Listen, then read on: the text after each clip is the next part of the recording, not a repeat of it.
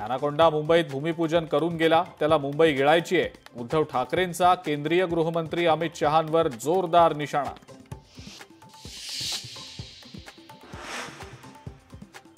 शिवसेना आपल्यापासून कुणालाही हिरावून घेता येणार नाही. मोदी शहांनाही ते शक्य नाही.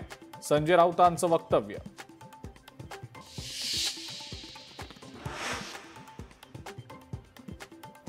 आगामी निवडणुकीत विरोधकांचा सुपडा साफ करा. दुर्बिणीनं शोधावं लागतील अशी विरोधकांची अवस्था करा.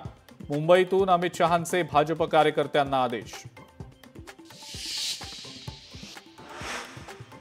मर्दाची औलाद असाल तर खुल्या मैदानात या, नाहीतर वोट चोरी कराल. उद्धव ठाकरेंचा भाजपावर हल्ला बोल, तर निवडणूक आयोगालाही शिक्षा झाली पाहिजे. बोगस मतदार यादीवरनं ठाकरेंचा हल्ला बोल.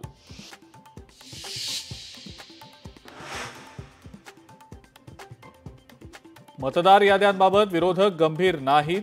निवडणुकांमध्ये पराभव होणार म्हणून विरोधकांचं कव्हर फायरिंग. मुख्यमंत्री फडणवीसांचा टोला. मतदार यादीतल्या घोळाचं आदित्य ठाकरेंकडनं सादरीकरण. वरळी मतदारसंघात 16,000 मतदारांची वाढ. 19,333 मतदार गडबडीतले. आदित्य ठाकरेंचा आरोप.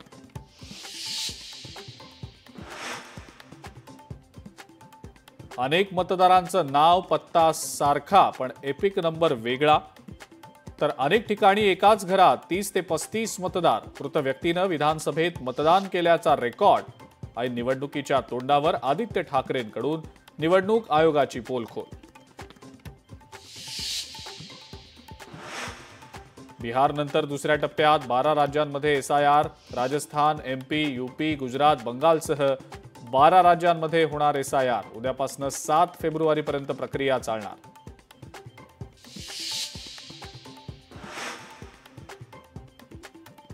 नागपुरात अजित पवारांच्या राष्ट्रवादीच्या कार्यालयात वाजले की 12 या गाण्यावर लावणीचे ठुमके. प्रफुल्ल पटेल यांच्याकडनं कारवाईचा इशारा. तर मी कलाकार आग्रहाखातर लावणी केली. पदाधिकारी शिल्पा शाहीरचं स्पष्टीकरण. जैन बोर्डिंग प्रकरणात विनाकारण मुरलीधर मोहोळांचं नाव गोवलं जात आहे. पुण्यातील जनता सुज्ञ. सर्व गोष्टी जैन समाजाच्या मनाप्रमाणेच होणार. मुख्यमंत्री फडणवीसांकडून मोहोळ यांची पाठराखण.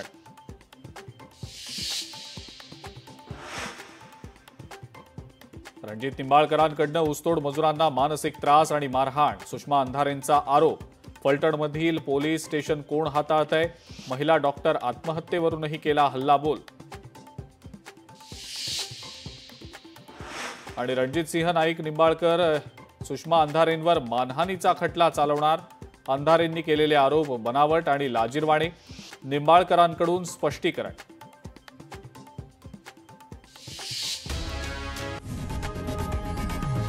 लोकशाही मराठी ऐका, पहा, जागरूक रहा.